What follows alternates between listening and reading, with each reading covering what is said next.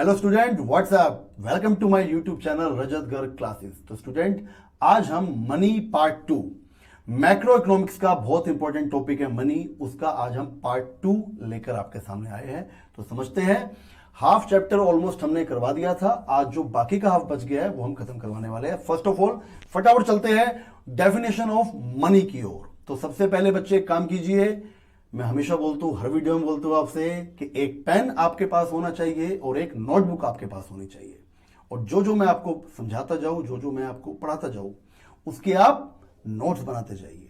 Notes मैंने ही बनवा रखे हैं, मगर जो नोट्स आप अपने हाथों से बनाएंगे, हैंडमेड होंगे, वो आपको ज्यादा क्लियर हो पाएंगे। तो स्टार्ट करते हैं फटाफट। डेफिनेशन ऑफ मनी क्या है? डेफिनेशन ऑफ मनी बच्चों, मनी क्या है? मैंने लास्ट वीडियो में बताया था, मनी कुछ भी हो सकती है। Money is anything. आप स्क्रीन पे देखिए क्या लिखा है, मनी इज एनीथिंग। मनी कुछ भी हो सकता है, चाहे वो कॉइन्स हो, हमारी कंट्री में कॉइन्स चलते हैं, पेपर नोट्स चलते हैं, है ना, किसी कंट्री में कुछ और चल सकता है। तो money is anything that is commonly accepted as a medium of exchange. जो लोगों ने एक्सेप्ट कर लिया है, किस लिए? मीडियम ऑफ एक्सचेंज के लिए, जिससे हम गुड्स का एक्सचेंज कर सके, या मेजर ऑफ वैल्यू, उसका मेजरमेंट कर सके, उसको स्टोर कर सके, and standard of deferred payment, मतलब फ्यूचर पेमेंट भी कर सके। तो मनी की डेफिनेशन बड़ी आसान है। जो मनी के फंक्शंस है वही मनी की डेफिनेशन है।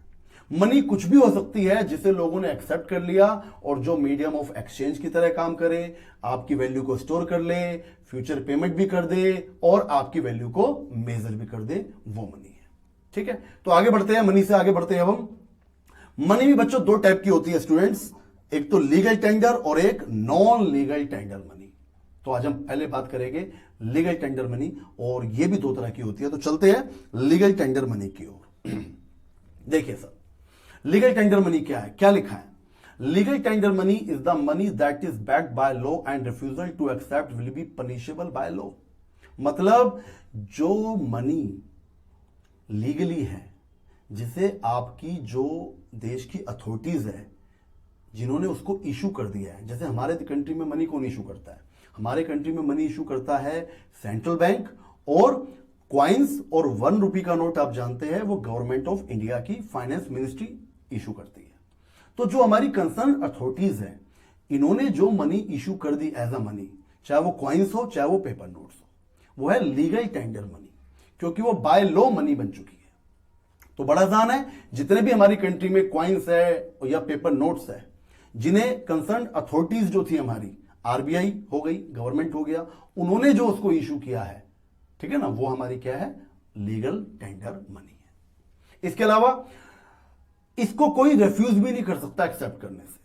मतलब मान लीजिए आप किसी को 2000 रुपए का नोट दे रहे हैं और आप कुछ सामान खरीद रहे हैं और वो आपसे कहते नहीं मैं मनी नहीं लूंगा, इसके बदले तो भैया मुझको चावल ला के दे, तो ये एक पनिशेबल ऑफेंस हो गया, क्योंकि ये लॉ के विरुद्ध हो गया।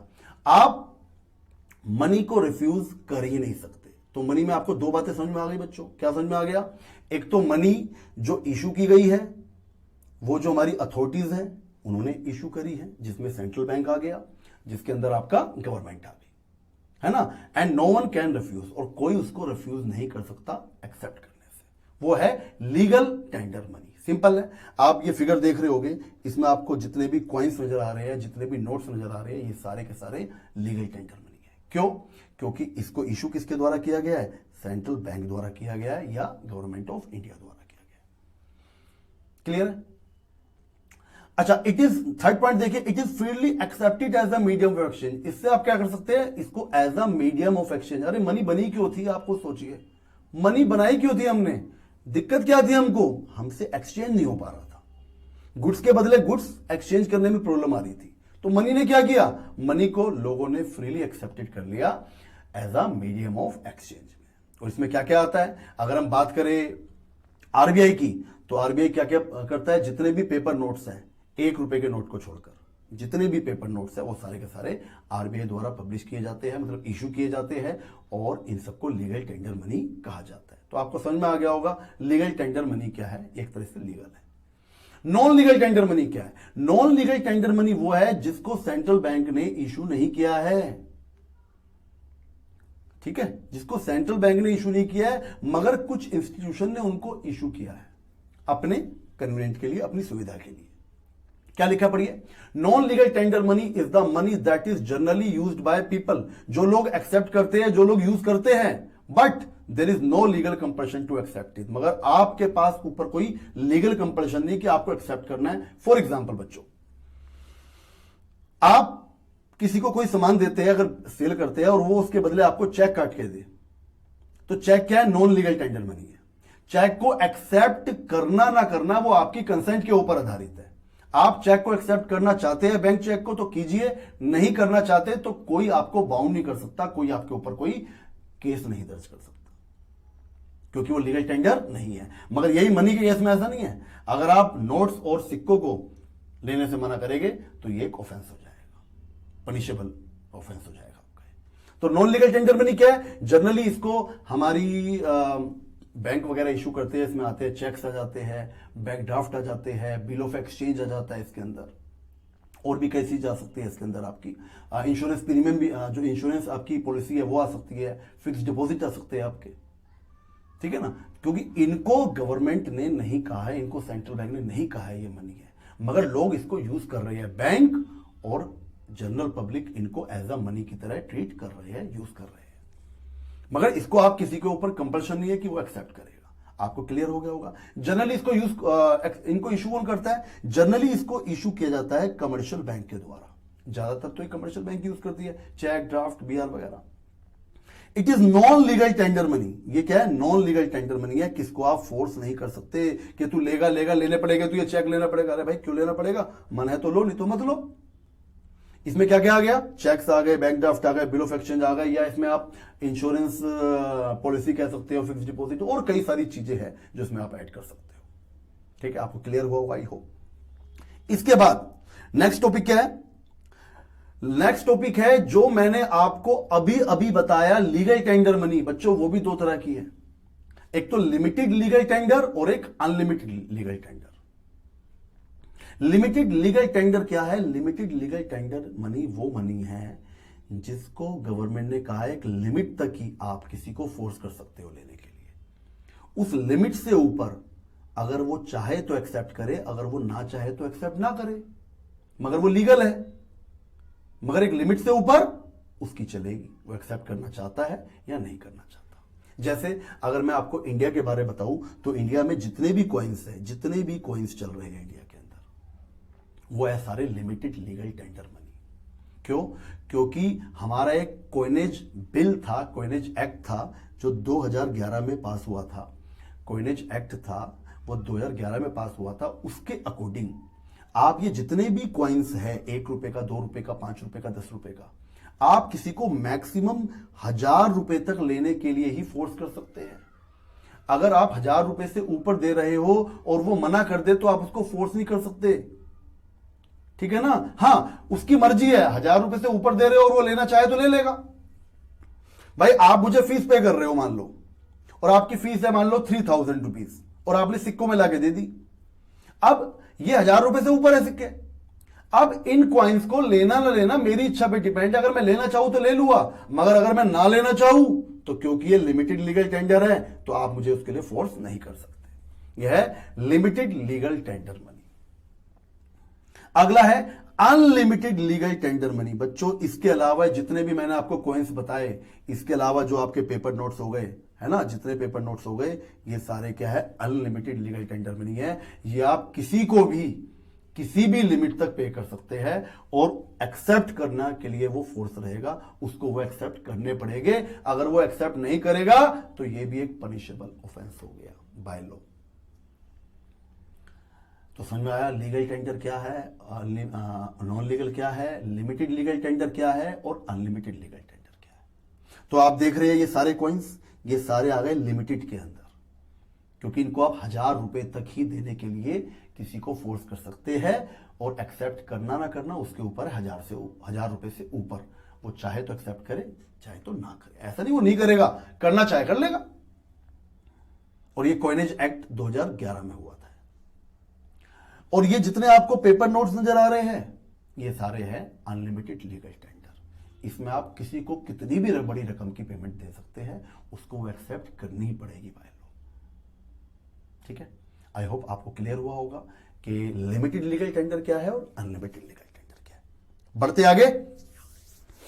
आगे बढ़ने से पहले बच्चों आपसे एक रिक्वेस्ट है कि अगर आपको जो लिमिटेड लीगल टेंडर है और जो अनलिमिटेड लीगल टेंडर है या नॉन लीगल और लीगल जो है, अगर मेरे द्वारा करवाया हुआ आपको क्लियर है तो प्लीज सबसे पहले जो आपको सब्सक्राइब का टैब दिख रहा है उसको फटाफट प्रेस कीजिए, लाइक कीजिए और अगर कोई डाउट है तो कमेंट कीजिए।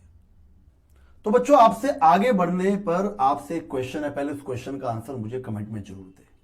जिस तरीके से हमारे देश में आरबीआई जो नोट पब्लिश इशू करता है और जो गवर्नमेंट जो है वो सिक्के जितने भी कॉइन्स है और ₹1 का नोट इशू करती है, तो आपसे मेरा सवाल यह है कि जो आरबीआई द्वारा नोट इशू किए जाते हैं उस पर किसके साइन होते हैं?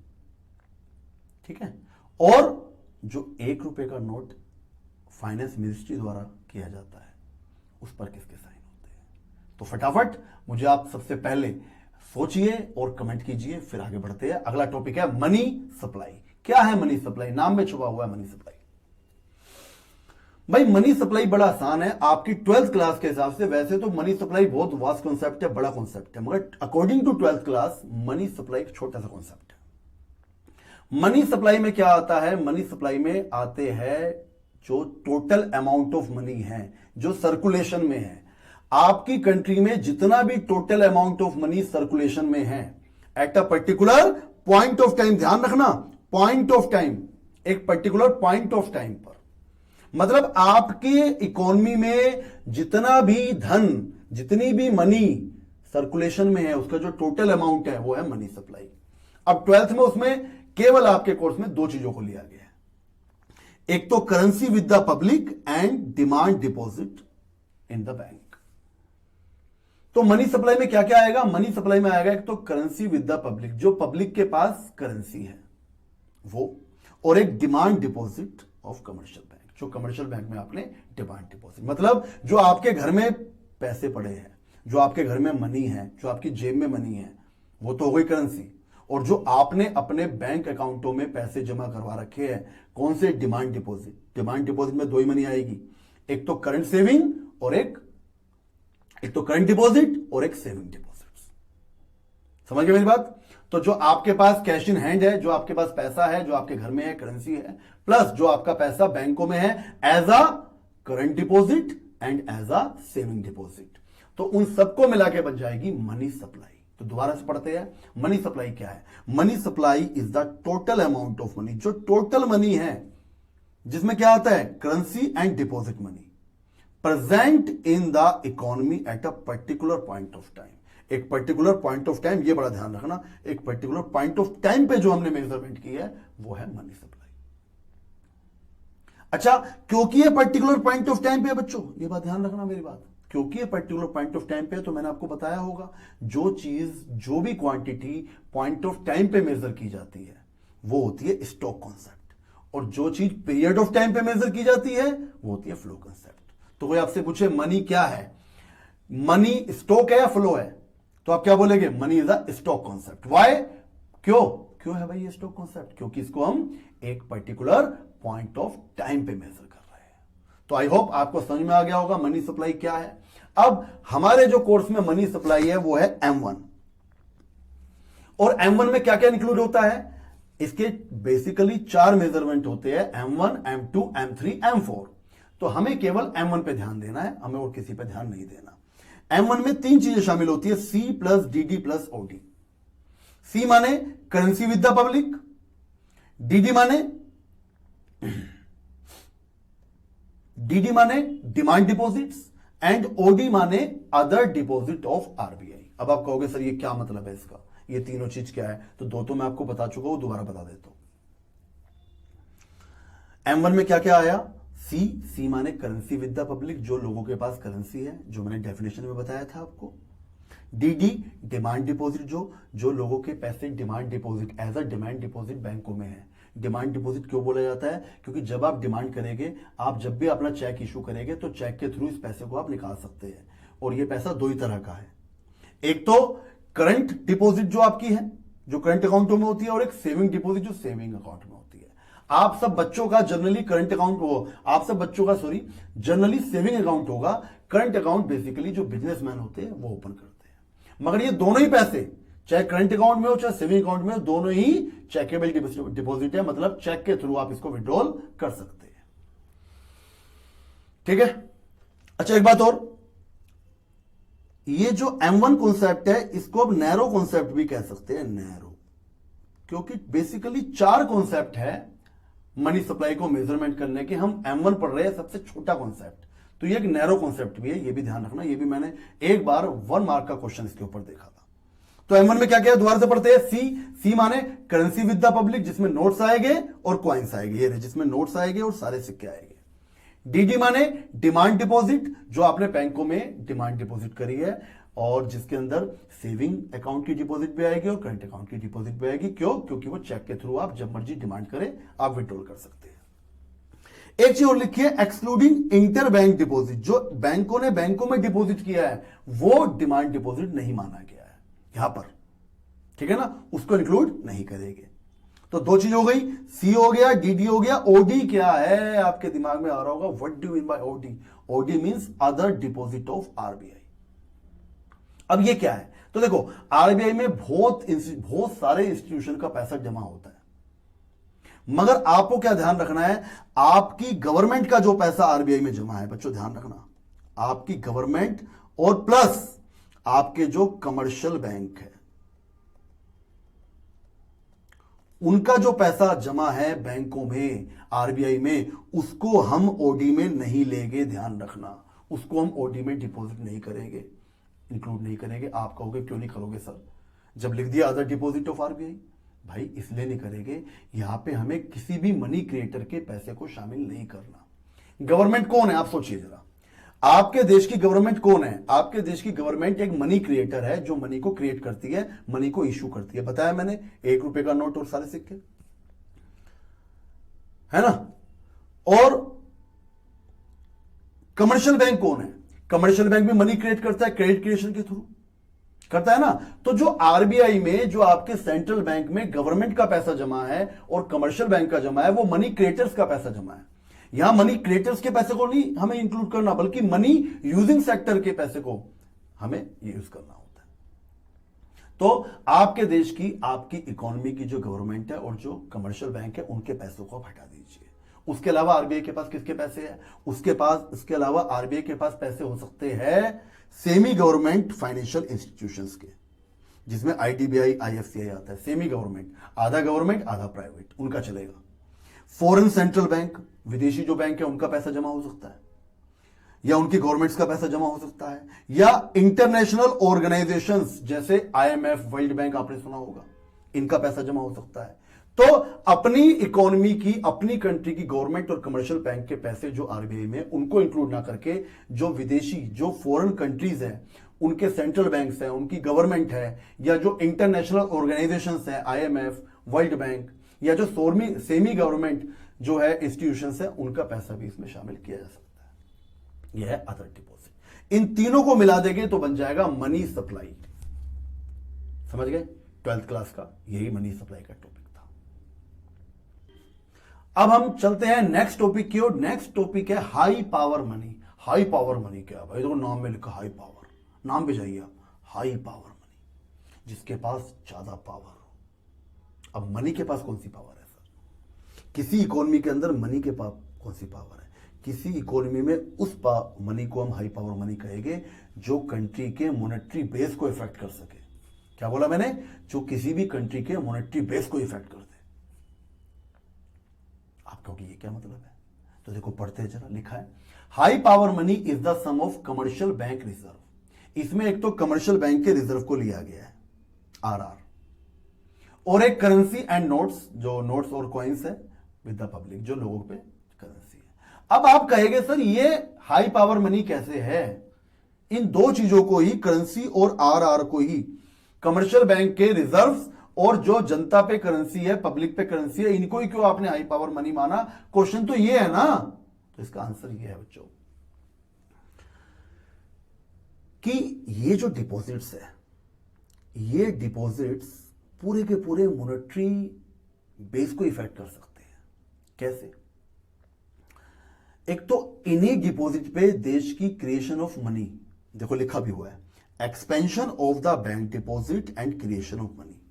देश के बैंक डिपॉजिट कितने हो पाएंगे, कितना उनका एक्सपेंशन हो पाएगा, वो इस पे डिपेंड करता है, as well as creation of money, कितनी मनी क्रिएट की जाएगी उस पे, वो इस पे डिपेंड करता है।